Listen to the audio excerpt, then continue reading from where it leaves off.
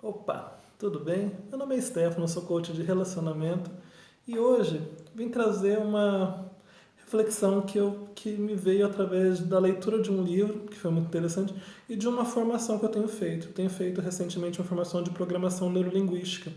E essa formação tem mexido muito com a minha cabeça na forma de rever as coisas, o mundo e como que nós entendemos a nossa programação mental em relação às coisas que a gente faz. Sobre o livro, um livro que eu estou lendo essa semana, que é um livro maravilhoso chamado As Cinco Linguagens do Amor, de Gary Chapman. E teve uma frase aqui que foi muito interessante, que me pegou de jeito, que foi assim, ó. Sua linguagem emocional do amor e a de seu cônjuge podem ser tão diferentes quanto o chinês e o português. Então, o que eu quero trazer nesse tipo de situação, nesse tipo de reflexão? Não só na linguagem entre o marido e a esposa, na linguagem entre o pai e o filho, na linguagem entre o filho e o pai, na linguagem entre colegas de trabalho, na linguagem entre amigos, tá? Cada um tem o seu tipo de linguagem. Vou dar um exemplo. Vamos supor que a gente vai viajar para a China. Vou eu e minha família viajar para a China. Eu quero conhecer a cultura chinesa e eu quero basicamente poder me comunicar com as pessoas, só que eu não entendo nada de chinês. Eu vou lá o Xing Ling, mas eu não vou basicamente conseguir falar nada. Eu vou tentar falar com os chineses, mas eu vou falar com o meu gestual, com a minha forma de poder estar me comunicando com eles. Minha pergunta é, você acha que eu, quando for me comunicar apenas com os meus gestos, eu vou conseguir ser 100% claro no que eu quero falar para eles? Ou vai ficar uma falha de comunicação aí?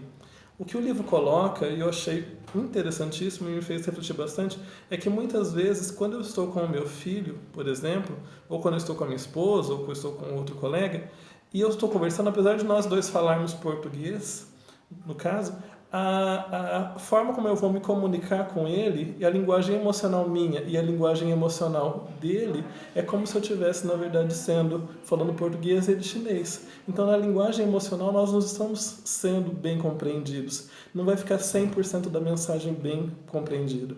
Quando eu era criança, tenho certeza que você também, quando era criança, vocês brincavam daquela brincadeira do telefone sem fio. Lembra do telefone sem fio? Que basicamente ficavam crianças numa fileira, várias crianças uma ao lado da outra, e a primeira falava no ouvido da primeira uma primeira frase, e aí ela ia repetindo aos demais até chegar ao último. Geralmente, quando o último falava a frase não era o que a gente tinha falado primeiramente. Então, basicamente, a comunicação não foi entendida. Se quando a gente é criança, a gente vai lá conferir se a frase foi bem falada ou não, por que a gente não faz isso agora, quando somos adultos? Porque quando a gente fala alguma coisa, por exemplo, para o meu filho, para minha esposa, para o meu amigo, eu não vou lá e falo assim, olha, o que eu quis dizer com isso foi isso. Você entendeu isso? Porque muitas vezes a pessoa não entende. Ela entende o que ela acha que é a verdade e basicamente ela segue pensando uma coisa que não era a comunicação que você queria falar. Então muitas vezes você fala alguma coisa, a comunicação não é compreendida, ninguém senta para poder se acertar e acertar a comunicação e fica o dito pelo não dito. E muitas vezes isso gera um grande problema nos relacionamentos. Tá? Então, isso que é muito importante. A responsabilidade da comunicação sempre é de quem fala. Se, por exemplo, eu tenho um aluno que ele está na escola e o pai, na verdade, está querendo ensinar... O pai não, o professor está querendo ensinar essa criança a poder aprender algo. Se ela não está aprendendo, a responsabilidade de quem?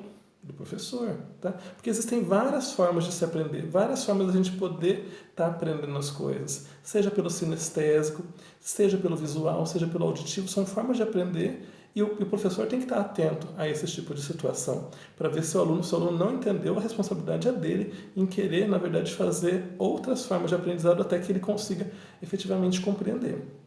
Teve uma pesquisa na Universidade de Pensilvânia, em 1970, que eles foram, na verdade, pesquisar assim, o quanto que cada item funciona na comunicação, para a gente poder estar entendendo como é que a comunicação funciona. Porque a gente sempre entende que a palavra é um dos itens mais importantes na comunicação. Ou seja, o que eu falo é basicamente o item mais importante na comunicação. E eles chegaram à conclusão que não. A palavra mesmo é apenas 7%. Pensando num 100% de comunicação, a palavra é apenas 7%. 38% é o tom da voz, a velocidade da voz. Como é que eu falo? Se eu estou falando de uma forma mais triste, mais alegre, o jeito que eu falo ele vai fazer diferença. E 55%, olha só, a postura. Se eu estou com uma postura mais erguida, mais baixa, é a postura basicamente que vai fazer a diferença. Vou fazer um exemplo claro para vocês poderem entender. Vou ficar aqui quieto, assim, emburrado, com a cara triste, assim, sem falar nada. Vocês vão entender o quê? Sem eu falar nada, você entendeu o que eu estou sentindo. Que eu estou emburrado, estou chateado com alguma coisa. Se, por exemplo, eu chegar cabisbaixo, triste, e falar assim, nossa, eu estou tão feliz. Vocês vão achar que eu estou feliz? Vocês vão achar que, na verdade, o meu corpo não está dizendo. Meu corpo está dizendo que eu não estou feliz. E mesmo que a palavra, na verdade, nesse momento, não era congruente com o restante. Então, o que eu sugiro para vocês, assim, comece a observar a linguagem que vocês estão tendo com as pessoas que estão ao redor de vocês. Tá? Se ela está congruente, porque o ser humano busca congruência na sua vida. Se a linguagem fala, o que sai da boca em relação ao tom da voz e a postura não está coerente, quer dizer que a comunicação não está 100%. Então lembre-se que na verdade você tem que aprender a linguagem emocional para que você possa se comunicar 100% adequadamente com as pessoas que te rodeiam.